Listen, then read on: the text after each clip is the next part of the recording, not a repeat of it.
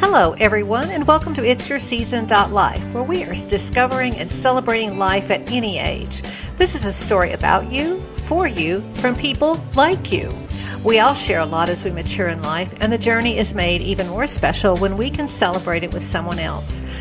This podcast series is based on living well and eating well, with Living Well podcasts featuring guests who inspire all of us to live a life soulful and rooted in a passion. Eating Well podcasts will be focused on healthy lifestyle tips, easy recipes with a plant-forward focus, and all-around wellness. So let's get started.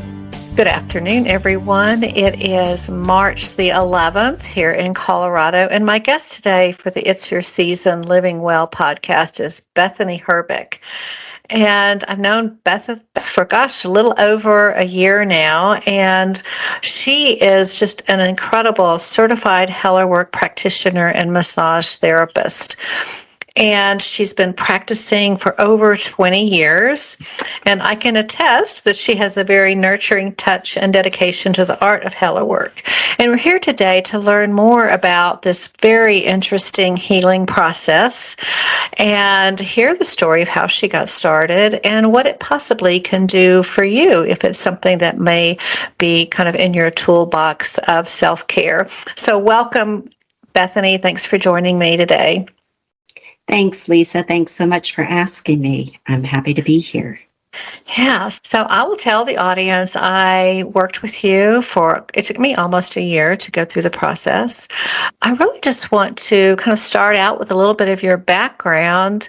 And is this something that you kind of fell into, or how did HellerWorks come into your life? Well, yes, I went to college and I knew even when I was younger that I always wanted to do something holistic. I wasn't even sure what that meant, but I just knew I wanted to do some kind of body-mind therapy, even from a young age after I had gone to a chiropractor who just really opened me up to understand that the body and the mind were not separate. When he worked on me, I would get emotional, and he healed my allergies some, and he just showed me that there was some connection, and that was at 13. So from that time on, I just was kind of looking and not sure what I wanted to do, but I knew that I wanted to help people.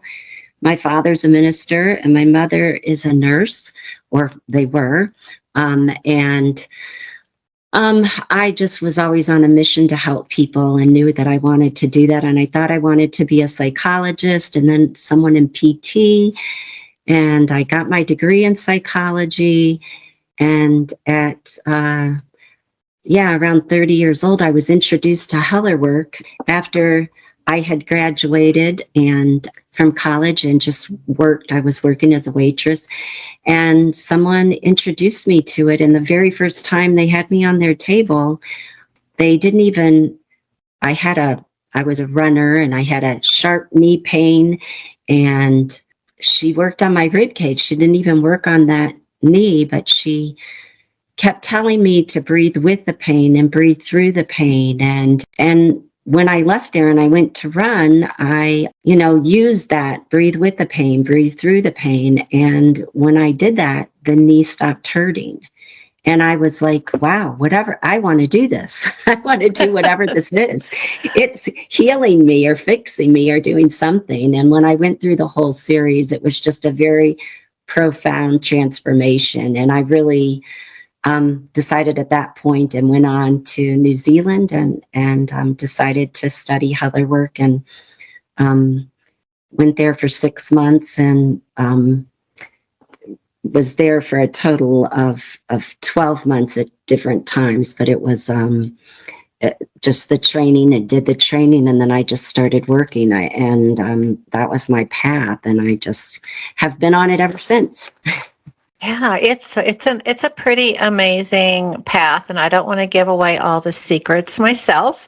So tell us a little bit about what HellerWorks is, kind of maybe the historical background of it, or how did it itself come into being as a modality? Yeah, well, I don't know if anybody's heard of Rolfing, but Rolfing is a structural integration 10 series program that Ida Rolf founded. And Basically, in each session, you work on part of the body. So in the first session, you work on the rib cage. The second session, you work on just the legs. Each session is an hour and a half. The third session, you work on just the arms. And it's with very deep tissue. We're working on the connective tissue, the fascia. And each session does a part of the body. And then the last 3 sessions are integrative sessions where you're balancing out things in the upper body and the lower body, and then integrating everything by working on the joint. Joseph Heller was a student of Ida Rolf, and he decided to add the emotional issues or the dialogue piece to the work. And then also movement education, because he felt like if you were talking during the work, you would be able to release more, not just the physical, but the emotional holdings. And then the movement education would help you to keep the work. It would give you constant, things to work on so that you would hold on to the work longer. And so Joseph Heller, with Ida Rolf's okay and blessing, said, take the work. And he created, his last name was Heller, so it became HellerWork. And that's once you go through the process, you've worked your upper body, your lower body, the outer core, the outer parts of the connective tissue, the deeper layers. And I find that you know yourself better, and all the places where your body is stuck, you can unstick those. The connective tissue starts to glide. You bring some moisture back to that and get it moving. And so when people come to see me, they often say they feel younger. They feel like they can move more easily. And that means not just in their physical life, but in their emotional life as well. It is. It's quite remarkable because you speak about integrating the physical piece with the emotional. And, we all know the emotional baggage that we carry through with us. And if I understand the process as well, sometimes we bring some of this into our physicality. Is that correct? Or how does that kind of work in the HellerWorks? Yes. So sometimes we'll have a fall, but what I found, so a lot of times when I work on people, they might have fallen out of a tree when they were a child. And so they have pain, an ongoing old pain from breaking an arm. But when I start working on that arm, oftentimes I'll ask, so what was going on in your home? What was going on in your life when you fell out of that tree? And what I found is that people often had emotional issues that were tied to that fall. And they might have had that arm worked on many times by a massage therapist, but when we start to make the connection to maybe parents were going through a divorce during the time that they fell out of that tree. And when they make that connection, they can release the pain completely. But until they make the emotional connection, the pain won't necessarily release completely. So making the connection to broken arm, parents getting divorced, I was I was going through my pain, and that's where it got put. Yeah, I think I know when we were working together, and I would go home from every session thinking, I had no idea that memory was still with me and where I stored it. And that's quite fascinating to me of, how we carry things and kind of just, I always call it put it on a shelf, but sometimes in our bodies we don't have a shelf and it might get put in an armpit or something strange, or a rib cage, like you said. What is interesting is the whole psychological piece, because what is appreciative is your ability to guide the conversation. So is that part of the training of how to work with that area and guide the person through? Or tell me a little bit about that piece. Yes. So for each session, there's specific dialogue, and Joseph Heller honed that. So when I work on the rib cage, which is the first session, which is really the basis for all the work, I'm working on the rib cage to open up the breath. And I'm going to ask you things like, do you notice your breath? Do you hold your breath? Do you know why you hold your breath? What happens when you hold it? What happens when you breathe deeply? What I find is most people don't even know that they're not really breathing fully. So we always have questions associated with that part of the body. And noticing. What I want is for my client to notice what they're doing with their breath. What do you do with your breath when you're sad? What do you do with it when you're angry? What do you do with it when you're fearful? What do you do with it when you're joyful? So that you can start knowing, wow, what do I do? Because really, in HellerWork, what we want is for you to have the awareness, because without awareness, you can't change it. But if you're aware, then you can. You have a choice when you're aware. If you're walking around holding your breath and breathing shallow and no one ever asks you some of these questions, you won't ever think about it. You'll just keep breathing that way for the rest of your life. So this opens up the possibility of change. And that's really what the HellerWork process is about, is bringing awareness so that you have choice, so you can change if you want to. I never really thought about it as a change management tool, but it is. I'm just having my aha moment is that it really is. And the self-awareness is huge of how much we are on autopilot every day, whether it's our breathing or how we hold our position or how we walk. You and I worked on my walking. That sounds so ridiculously easy and simple, but you and I worked on my walking. And yeah, the whole self-awareness of what your body is doing with all these body mechanics and the fascia. So it really puts it in a different place of just, and I'm not going to say just massage, but, massage is a tool, but pulling together the fascia application is huge. And so tell us a little bit more, and for those in the audience who may not know, like, what is fascia? What does it do? Kind of give us an analogy maybe of what fascia is and its function in our body.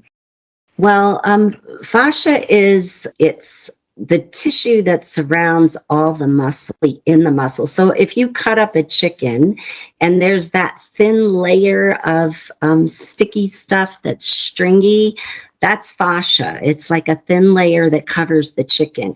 And we have that on all our muscles. And what happens when we have an injury is that tissue gets dry and hard.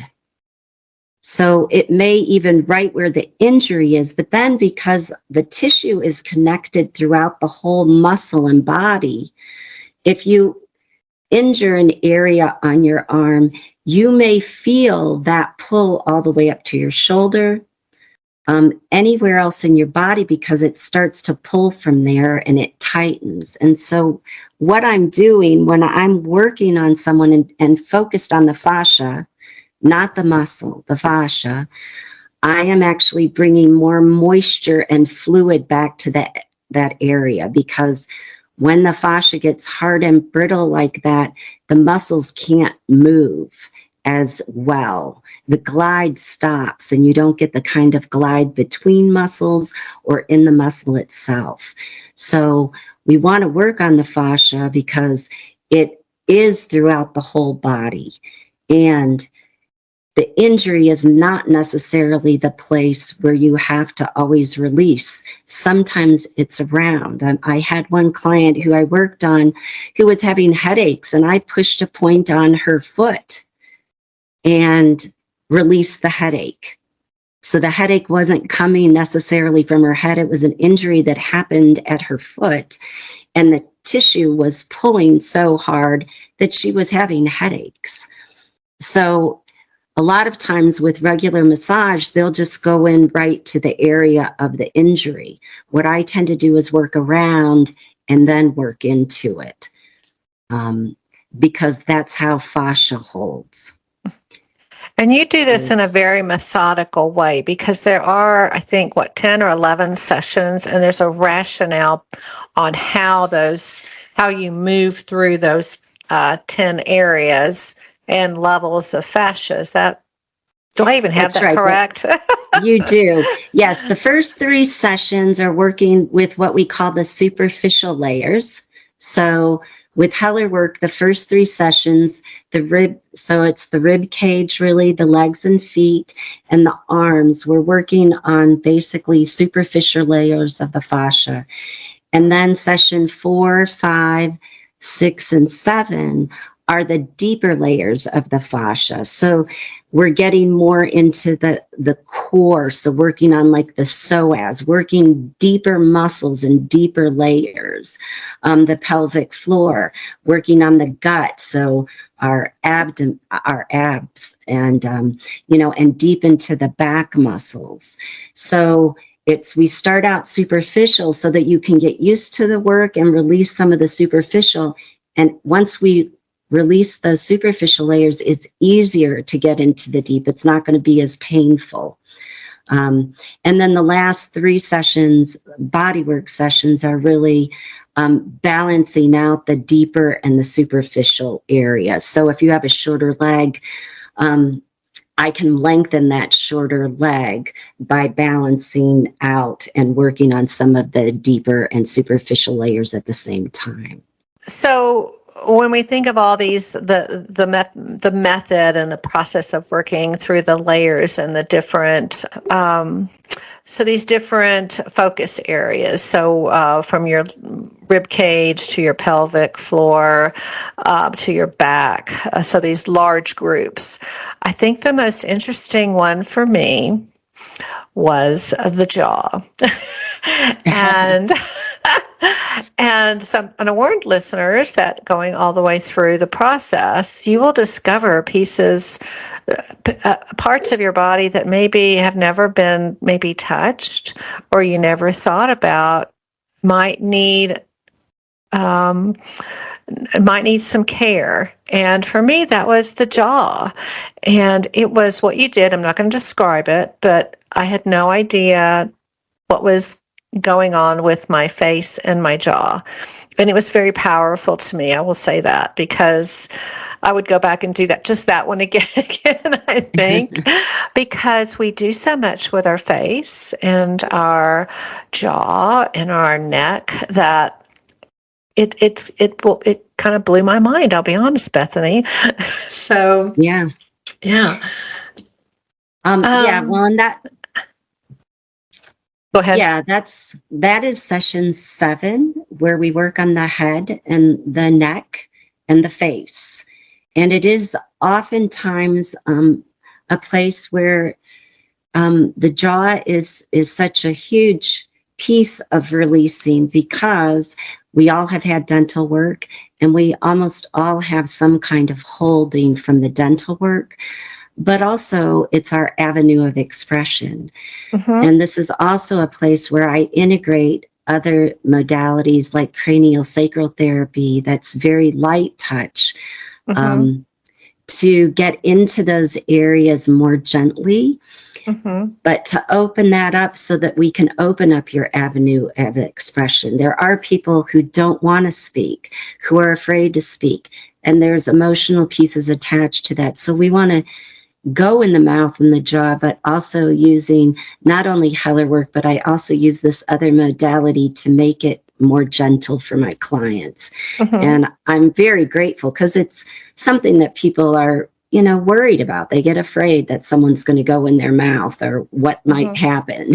So I do have other modalities that I try to apply to make that gentler.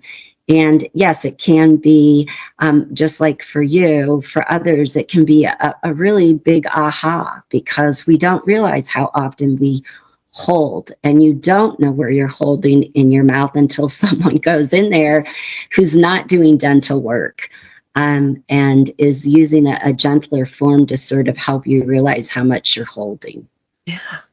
So kind of with all of this and combining all this information about the basics of HellerWork, do you have a story of maybe one of your clients that particularly stands out and maybe you're like, oh, I love this is why I do it? Like a real, I don't want to call it a success story because we're not curing anyone, but we're certainly, you're working with the healing process. So is there a client that particularly stands out over the last 20 years? I'm not asking too much, but yeah. No, and you're not at all. I really do. There's so many stories. Sometimes it's hard to pick one. But I think overall, one of the people who I'm reminded of the most was a young woman who was, she was just a really lovely young woman. She was in her late 20s, and she came to me, and she seemed like she was really doing fine in some ways, but she suffered with some depression, and her body was pretty rigid, and she held herself tight. And when I first met her, she almost appeared doll-like she was so lovely and so sort of perfectly put together. Mm-hmm. That she seemed like a doll. And as we worked, and she was just so, when she got on the table, she was so honest and she was so ready for the work. And she just really opened up about, how she had grown up with a father who was depressed. She felt like she needed to take care of him. She really took on the role of being who she thought she was supposed to be, and really had no idea who she really was.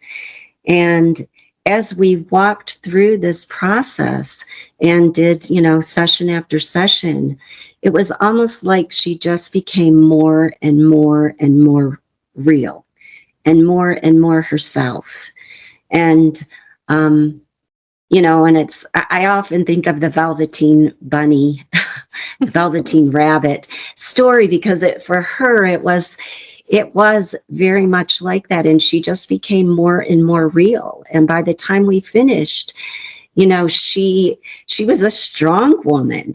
She was a powerful woman. And she was smart. And she was so busy trying to be what she thought everybody else wanted her to be.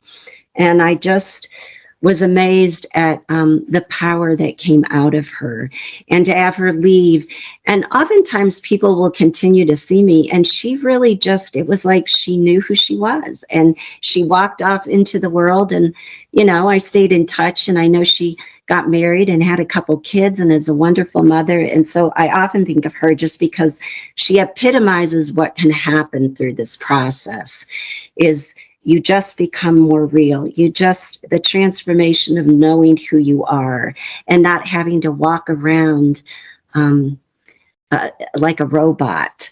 And that is, as lovely as she was hiding this, this beautiful human being in that shell. And so she sort of epitomizes that transformation piece. You were just making me think, and I know you work with men and women, but, women in particular, we tend to have all these roles, and our roles evolve, and that's it, and it just is consuming sometimes on which role you're in, and then which one you've just held on to for a long time that maybe it's time to let it go as well. And you also made me think that there's really few times in our lives, as we mature, that we really get that emotional and physical piece together, that explorative piece together, where you're really parsing out, kind of where things are tucked in your body from an emotional standpoint. And I think that is what I found so fascinating, as you've shared, is that whole integration during that 90-minute session. It's all about you and what's happening in the connection between your emotional piece and your physical piece. Yeah, and I know that through the years that that's really why people were sent to me. A lot of massage therapists would get stumped with people therapists would get stumped because even talk therapy, there comes a time, especially if people have had trauma, that they need the combination of touch and talk to release that. Talk therapy takes you to a certain level, but for trauma, and especially if you've had trauma in your body, to have the combination of touch and talk is really another important piece to healing that I don't think people always understand. We can walk around and carry fear on our body and react from fear and not even know that we're doing that. And we can talk ourselves out of it, but there's a way of feeling ourselves through it. And that's what I love about this work, is that we don't just talk our way out of it, we feel our way through it. Oh, I love that. That is what healing is about. Healing is really feeling our way through it. It's not avoiding it. It's not bypassing it. So, and I think that's why I just love the work. And, you know, and to be honest with you, I'm really good at it because I did it. I did it myself. Mm-hmm. I had a lot of trauma as a child, and I worked through my trauma through body work and talk therapy. And I was doing a lot of that when I was early in this work. And so I was healing myself through this work as I was helping others walk through theirs. So, you know, I feel so lucky that I could take my own trauma and help others heal from theirs. So, yeah. So describe your ideal client. Who might be perfect for Heller therapy?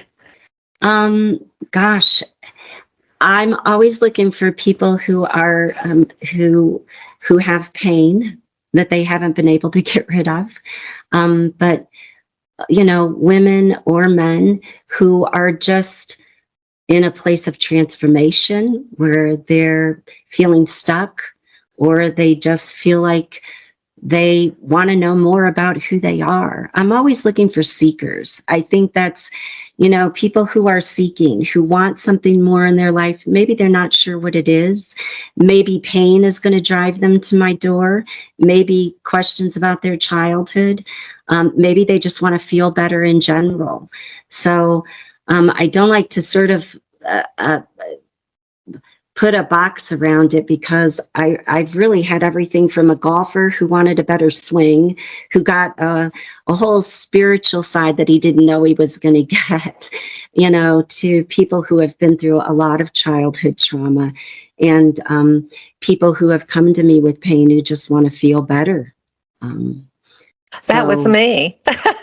I came to you because I just did not want to have shoulder surgery.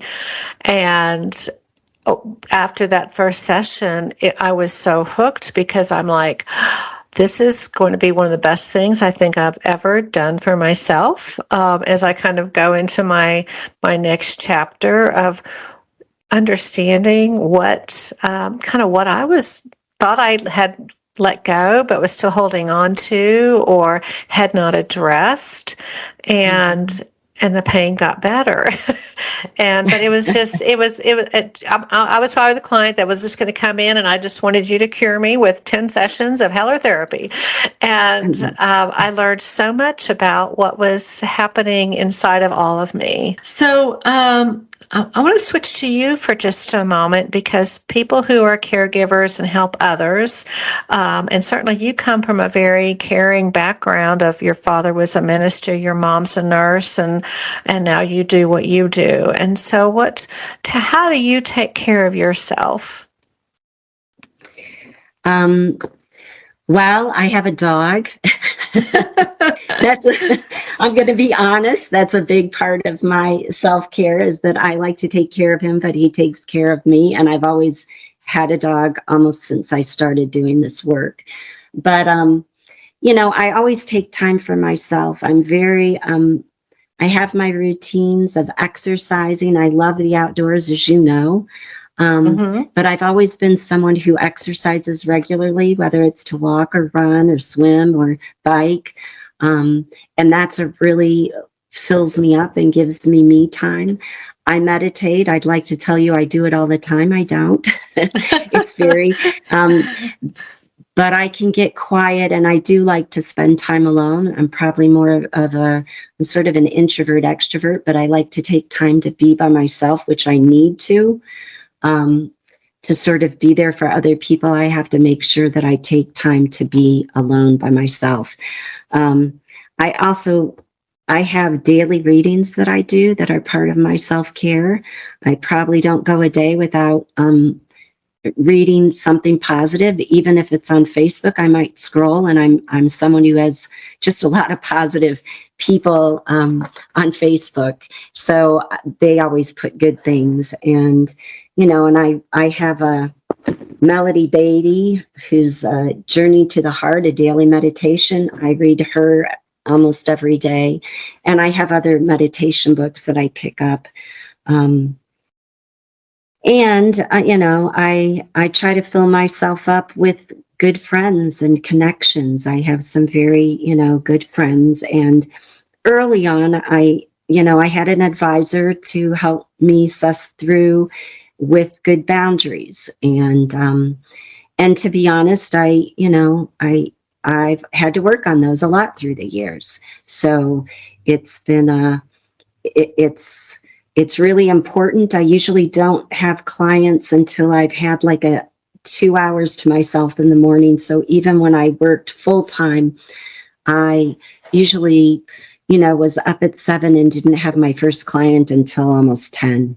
So always taking time for myself in the morning to get quiet, to say hello to my spirit guides and my guides and my God, and just fill myself up because I knew I was going to be giving that day.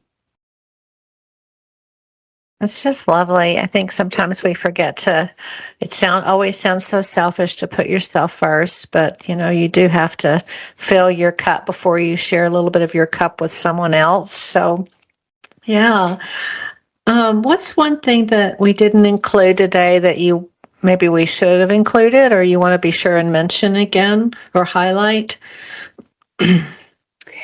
Well, one of the things that I thought about is I just want to let people know, like with the HellerWork series, there's the rib cage we're doing first, and we talk about breathing and breath. The second session is called Standing on Your Own 2 Feet, and it's about standing and walking and how you stand in the world. The third session is reaching out, and that's all with the arms. The fourth session is the pelvic floor, and we talk about control and surrender. The fifth session is the gut, and we talk about gut feelings. The sixth session is the back, and it's called Holding Back, and we talk about ways you might hold back in your life. The seventh session is Losing Your Head, and we want to teach you how to lose your head some. And this eighth session is the feminine, which is the lower body. The ninth session is the masculine, and then the last session, 10, is the integration session. And then session 11 is a talk session where we just go over everything, because again, we want to sort of put a bow around all the work that you have done. So I wanted to just kind of go through all of the sessions so that people understand what each session entails. And the other thing that I think I want to repeat, partly because you emphasized it, is, we want to feel our way through. We want to learn how to feel our way through life, not just think our way through. And I do think that this work is about that. It's really letting yourself feel your way through with the support of someone else there at first, so you can go on and do it on your own. And each of these, they really build off each other. But if I recall, there's also my book that you have exercises. There is some homework to do after each session. That's yes, kind of customized a little bit. Go ahead. Yep, there's movement education with each session. So in the first session, I teach you how to align your rib cage over your pelvis. And in the second session, I teach you how to walk. And all of these movement education is really to not change everything that you do, but to find your strengths and give you sort of the perfect way in life that we might carry ourselves, but using your body as sort of the guide. So some people's rib cage is way in front of their pelvis, and that's usually the case, but we try to teach it based on your stance and letting you learn how to like even walk with bending your knees, pushing off with your toes, playing with the different parts, and then your body will integrate what feels best to it or for it. And there is some evaluation, because I remember when I completed the therapy, my shoulder was the issue, but you also said, just look at how much more relaxed your shoulders are, because I'll just tell people, my thing was carrying lots of weight around for everybody else and keeping my shoulders up, and realizing over the time that maybe that's okay to let that go. And, throughout mine was longer than, I don't know. I didn't go every week. It took a while, but over the course of completing the 10 sessions, the 11 sessions, my shoulders did relax, and they were back down into a more natural position. And I think it's still there, Bethany. I think they're still nice in a more natural, relaxed position, and not requiring so much energy and so much oxygen to keep them up in that tense position. So there is some evaluation, I think, in there, if I recall. Yeah, and every session I'm checking in at the beginning of every session. And I remind you a lot, people have said they hear my voice saying, float your knees forward, relax your shoulders, Yeah. So I try to repeat things over and over. So some of the same cues to help remind you. And as I said, some clients have said they sort of hear my voice telling them how to stand or how to move, just as a reminder. So. And who wouldn't remember that lovely, calming voice? But I do know, thinking, walking, what could I possibly be doing wrong walking? Well, a lot. I appreciate everything that you've done for me. And I just want other people who might find that they may be at a point in their life that they can find some benefit from it, because it'll be a real journey and educational experience and learning experience of what's going on between the feeling and the physicality of their person. So how would you like for people to reach out to you and connect? Well, I have a website now that's looking really good, actually. I've worked on it for the last year. It's Bethany at FortCollinsHellerWork.com, or they can reach me by phone at 970-846-4951. And I'd love to hear from them, even if they just have questions. I love my work, and sometimes people just want to understand more before they see me or want to know more. So I'm always happy to open myself up for questions and have people make a decision that way. Yeah. I'm trying to remember if I did a phone interview. I know I had met you before. I can't remember if I just showed up and we got started, or did I come for a visit? I don't remember. I just remember I'm going. Yeah, well, we met, and then we were, yes, and you did. You said, I'm going, and you came. So I don't know that you called a lot, because I know I always leave that as an option, and I think you just showed up and trusted. Showed up and trusted the process. That's right. I really felt like I was kind of guided, this was something that has potential for me. Yes, I appreciate you joining me today. Any final words you'd like to shout out before we end this session? You're not a shouter. I won't say that. That you would like to share. Well, I just really want to thank you and say thank you so much. It's a pleasure always. It was a pleasure to work with you, but it's also just a pleasure to do this with you. And I'm grateful. And I think you would ask me in the questions, and that's, one of my big things is that I like to be grateful every day, and I'm grateful for you and the connection that we made, and I'll look forward to and be grateful for those who might hear this and want to come. So thank you. Oh, absolutely. I'm grateful as well, and thank you so much. Thanks for joining me today. I hope you have a new tip for living well and celebrating life every day. Give me a shout out with comments or suggestions for future Living Well podcasts. Be sure and check out my website podcast page too, with other interviews of awesome guests sharing their love for living well. You can find me at itsyourseason.life or just search Lisa Boesen, Boesen, and of course here on Podbean. So thanks for joining me, and remember, it's always your season to celebrate life at any age.